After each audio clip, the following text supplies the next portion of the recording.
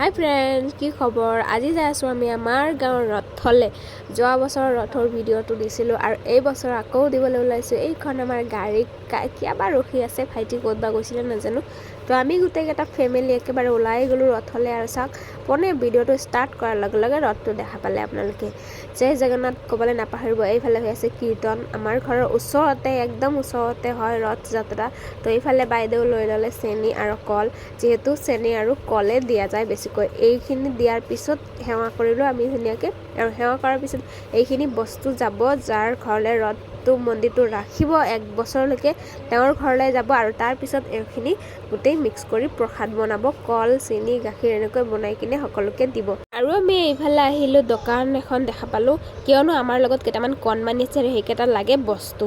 তো কিনিবলৈ আহিলোঁ, বস্তু কিনি পেলাই আকৌ আমি এইফালে আহিলোঁ। আহি কিনে পালোঁ অকণমান প্ৰসাদ। আৰু এনেকৈ গধূল হৈ গ'ল। গধূল হোৱাৰ লগে লগে এয়া চাওক, ৰথ যাত্ৰাটো যাত্ৰা কৰিবলৈ আৰম্ভ দিলে। অকণমান বৰষুণ পৰি আছিলে, লগতে ৰথ যাত্ৰাও হৈ আছে। সকলোৰে মনোকামনা পূৰণ কৰিবলৈ সকলোৰে এটা আশা থাকে, সেইকাৰণে ৰথ মন্দিৰ এবাৰ চুবলৈ সকলোৱে আওঁ কাওঁ কৰি থাকে। ৰছীডাল এবাৰ চুবলৈ ধৰিবলৈ গাইজ ময়ো ধৰিলোঁ, ময়ো চুই দিলোঁ।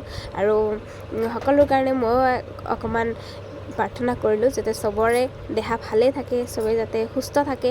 বাকী আৰু চাওক, এইফালে লাইনৰ তাঁৰ আছে, যিহেতু অতি সাৱধানে আমি ল'ব লাগিব, কাৰণ এইটো লোহাৰ মন্দিৰ তৈয়াৰ হৈছে। লোহাৰ মন্দিৰ তৈয়াৰ হোৱাৰ লগে লগে এইজন আৰু ক'ৰ পৰা আহিলে, তো লাইনৰ তাঁৰডাল চুলে কিন্তু কিছুমান অঘটন হ'ব পাৰে। তো সেইবোৰ বজাই ৰাখি আমি আমাৰ ৰথ যাত্ৰা আৰম্ভ কৰিব লাগিব। তো এনেকৈ অকণমান টানি আছে সকলোৱে, সকলোৰ মনোকামনা ক'বলৈ গৈ আছে। গাইজ মোৰ ভইচটো একেবাৰে বেয়া হৈ আছে, যিহেতু চৰ্দি জ্বৰ চব একেলগে ধৰিছে। তো গাইজ ভইচটো একেবাৰে নাজানো কেনেকুৱা শুনিবলৈ হৈছে।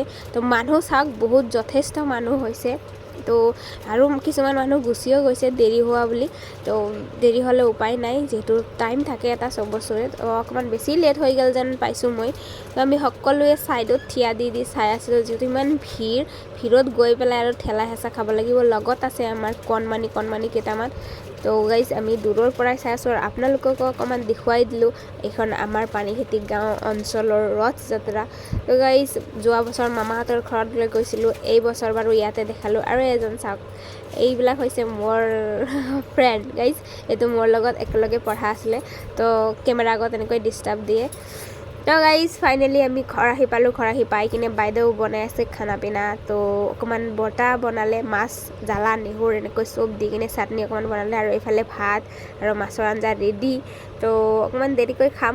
এতিয়া বাৰু ৰেডি কৰি কিনে চব থৈ দিলোঁ। আৰু মই এইবাৰ যাই আছোঁ, অকণমান বিচনাত বাগৰি থাকোঁ, পিছত উঠি কিনে আকৌ খাই ল'ম। তো আজিলৈকে এইখিনিয়ে, বাই বাই।